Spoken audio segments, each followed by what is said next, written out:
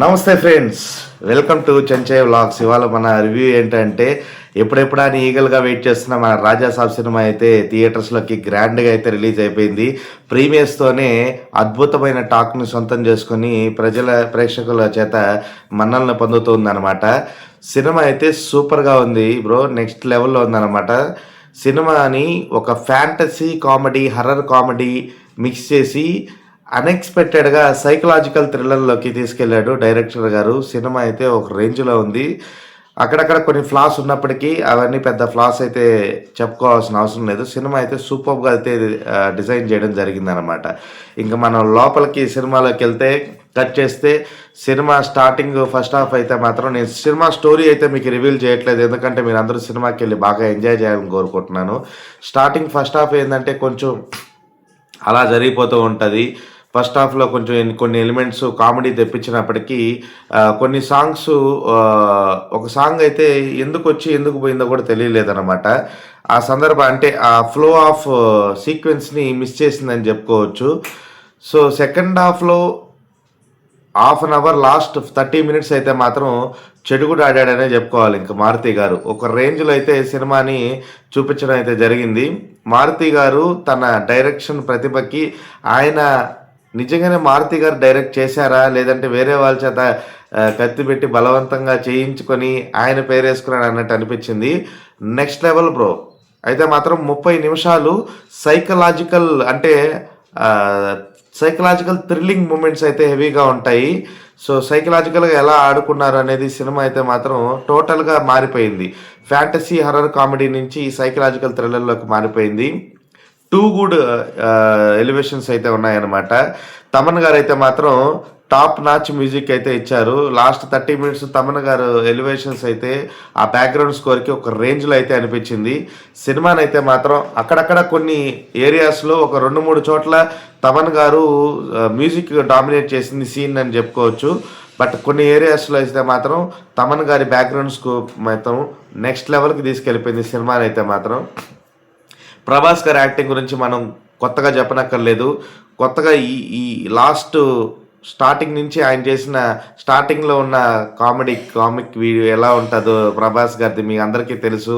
ఆయన ఎలా కామెడీ చేస్తాడు, అలాంటివి కొన్ని చాలా కొత్తగా అయితే చూపించడం జరిగింది ప్రభాస్ గారిని. మారుతి గారు మాత్రం ఆయనలో ఉన్న ఇన్నోసెంట్ని, ఆ కామెడీ యాంగిల్ని అయితే చాలా బాగా వాడుకున్నారు. ప్లస్ సైకలాజికల్ మూమెంట్స్ చేసేటప్పుడు ప్రభాస్ గారు టాప్ నాచ్ యాక్టింగ్ అయితే చేయడం జరిగింది. సినిమా అయితే నెక్స్ట్ లెవెల్లో అయితే తీశారు మారుతి గారు. మారుతి గారికి అయితే మాత్రం ఆయన అది పనిగా చెప్పారు, సినిమా బాగాలేకపోతే మా ఇంటికి వచ్చి మాట్లాడండి అని. అంటే ఆ సినిమా మీద ఉన్న ఆయనకున్న కమాండ్ నాకైతే అర్థమైంది. సినిమాలు అక్కడక్కడ ఫ్లాస్ కనిపించినప్పటికీ సినిమా అయితే సూపర్. సంజయ్ దత్ గారు సూపర్గా అయితే యాక్టింగ్ చేశారు. రాజాసాబ్కి నానమ్మగా చేసిన వాళ్ళు కూడా చాలా బాగా చేశారు. హీరోయిన్ నిధి అగర్వాల్ గారు కానీ ముగ్గురు హీరోయిన్లు వాళ్ళకు ఉన్నంత పరిమితి వరకు వాళ్ళైతే యాక్టింగ్ చేయడం అయితే జరిగింది. కానీ కొంతమంది పని కట్టుకొని సినిమాని నెగిటివ్ ప్రచారం చేస్తున్నారు. వాళ్ళందరికైతే నేను ఒకటి సమాధానం చెప్పదలుచుకున్నాను. బ్రో, మనం వ్యూస్ కోసమో ఏదో చేయడం కోసమో సినిమాని అలా చేయడం కరెక్ట్ కాదు. ఎందుకంటే ఈ సినిమాని నమ్ముకొని ఒక హీరో కాదు బ్రో, కొన్ని లక్షల మంది, వాళ్ళని నమ్ముకున్న కొన్ని కోట్ల మంది వాళ్ళ ఫ్యామిలీ మెంబర్స్ వాళ్ళందరూ సఫర్ అవుతారు. సినిమా హిట్ అయితే ఆ సినిమాని నమ్ముకున్న ఒక యూనిట్, ఆ యూనిట్లో కొన్ని వేల మంది పనిచేస్తే కానీ ఒక సినిమా అయితే పూర్తవ్వదు. మీరు రివ్యూ జెన్యున్గా ఇవ్వడంలో తప్పులేదు, నేను ఒప్పుకుంటాను. కానీ సినిమాని అది పనిగట్టుకొని నెగిటివ్ ప్రచారం అయితే చేయకూడదని నేను చెప్తున్నాను. ఎందుకంటే the one and only biggest Indian super star Prabhas మన తెలుగు వాడైనందుకు మనం గర్వంగా చెప్పుకోవాలి. మన సినిమాని మనం కాకపోతే ఇంకెవరు ప్రమోట్ చేసుకుంటారు బ్రో. నార్త్ ఇండియా అని, సౌత్ ఇండియా అని అట్లా వరల్డ్ వైడ్ సినిమా కుమ్మేస్తా అంటే కలెక్షన్స్ ప్రీమియర్స్ నుంచి.